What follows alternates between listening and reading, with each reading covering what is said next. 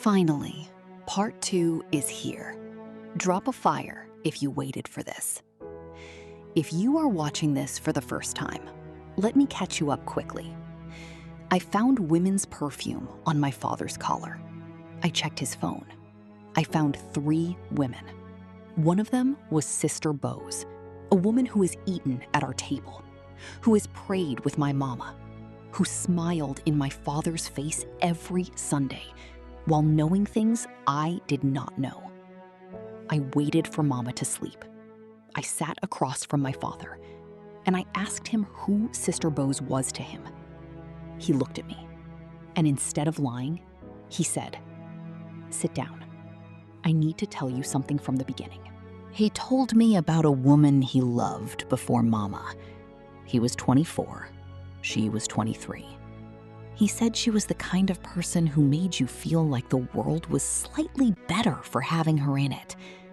He said he was going to marry her, but her family said no. Her family said he was not enough, not educated enough, not wealthy enough, not the right tribe. And she obeyed them. She married another man 3 months later. Papa said he was broken in a way that never fully healed. He met Mama shortly after. He said Mama was good. He said Mama was kind. He said Mama deserved better than what he had to offer. But he offered it anyway, because he had nothing left to lose. He looked at me and said, "I never stopped loving your Mama, but I was never able to love her the way she deserved. And instead of becoming a better man, I looked for pieces of what I had lost in other places." He said it quietly.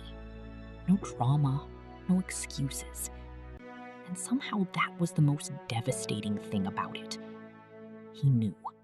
He had always known. Does a heartbreak from before your marriage justify anything that comes after? Comment your honest answer. I won't judge. I was still processing everything he had said when he told me the one thing I was not prepared for.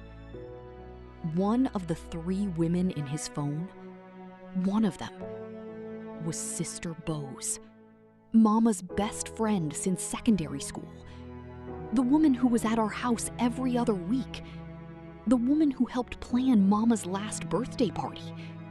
The woman Mama called when she was sad. The woman Mama called when she was happy. I remember standing up from that chair. I do not remember deciding to stand. My body just refused to sit still with that information. Papa said her name was the one he regretted most. He said it had been going on for 2 years.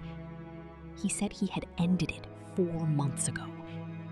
He said he had told her to stop coming to our house. He said Mama had noticed the distance and had asked him if Sister Bose was okay. And he said yes. Auntie Bose was at our house the very next afternoon. She didn't know Papa had told me, and Mama had made her tea. I went to Mama 3 days later. I had spent those 3 days asking myself one question. Does she know? She did not know. I know because of the way she hummed in the kitchen, because of the way she reached up and fixed Papa's collar before he left for work, because of the way she laughed at something he said. The full laugh, the one that reaches her eyes. My Mama did not know, and I had to decide whether to tell her. I will not tell you what I decided right away. But I will tell you this.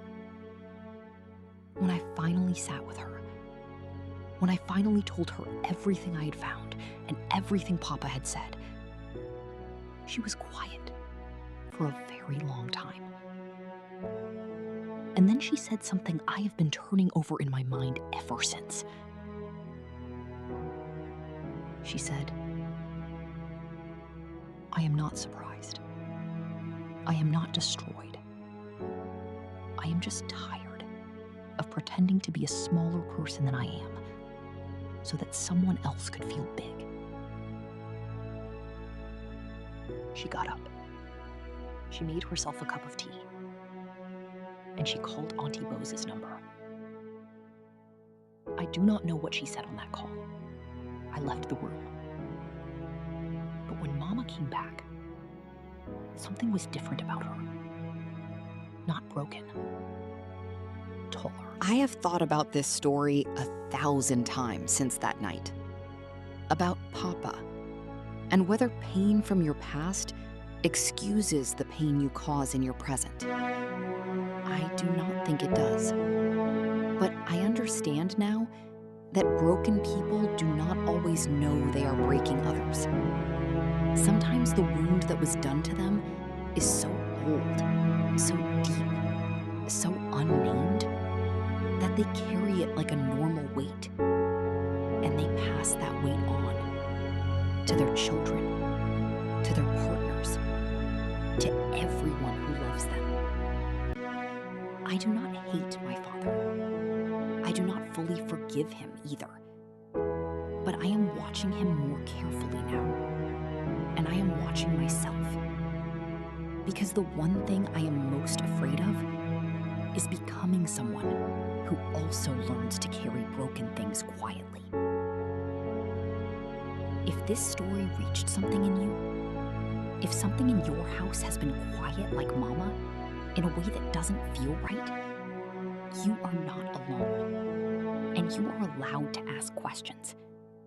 Even the questions your body already knows the answers to. Did Mama make the right call? Yes or no? Comment below. Share this with someone who needs to hear Mama's words. Mama's words hit me hardest. I am tired of pretending to be a smaller person so someone else could feel big. Who needed to hear that today? Well, take care of yourself, and I will see you in my next video. Thank you for watching.